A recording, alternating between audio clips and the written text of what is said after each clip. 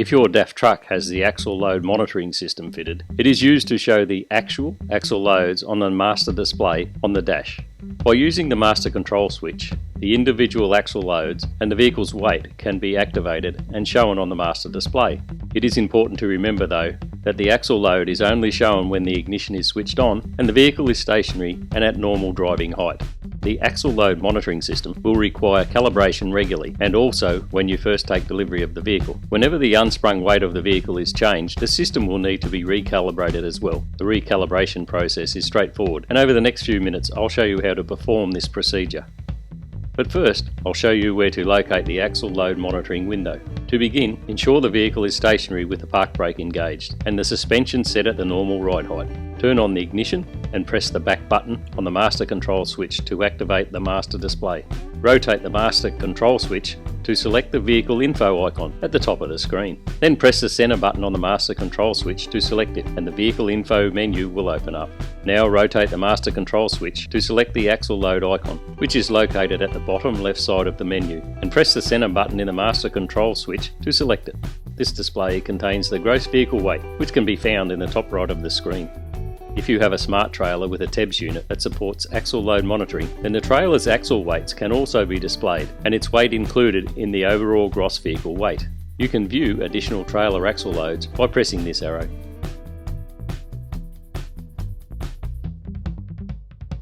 However, it is important to note that if your trailer does not support axle load monitoring, then only the weight of your DAF prime mover will be displayed, and no arrow to advance to another screen will be present in the display window. The weight of each axle is displayed under the corresponding wheel icon. The correct calibration of the axle loads requires a weighbridge on which each individual axle load can be measured. Best results are obtained when the vehicle is calibrated twice, once when empty and once when fully loaded. And remember, if the actual value measured deviates from the display reading, it can be corrected using the remote control. It is important to note that only the truck can be calibrated. Calibration of a trailer must be performed on the trailer system.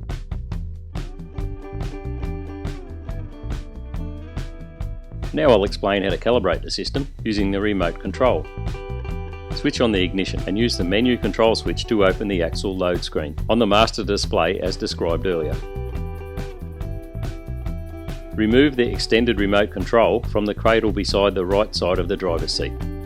To enter the calibration mode, press the lift trailing axle key once. It's located on the top right. You should see the LED above this key start blinking. Press and hold the stop key down for at least 5 seconds until you see the LEDs above the different keys begin to go on one after another. This indicates that the calibration mode is now active. Select the axle you wish to calibrate. I'll select the steer axle first by pressing the top left key. Notice the LED above this key now stays on continuously. Now using the arrow key, I can either lower the displayed weight on the master display by pressing the down arrow or increase the weight by pressing the up arrow. Once I have matched the value on the master display to the weighbridge, I press the stop and M1 keys simultaneously to store the value.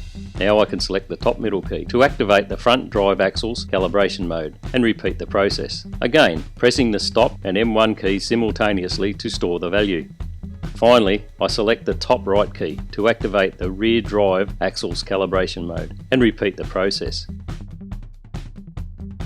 Once I have all the new axle weights stored, I need to stop the calibration process by pressing and holding down the stop key for at least 5 seconds and the LED lights will go out. One thing to be mindful of is, during the calibration process, the remote control will automatically switch off if it is not operated for 20 seconds, and the calibration mode will end. You will need to reactivate the calibration mode if this happens.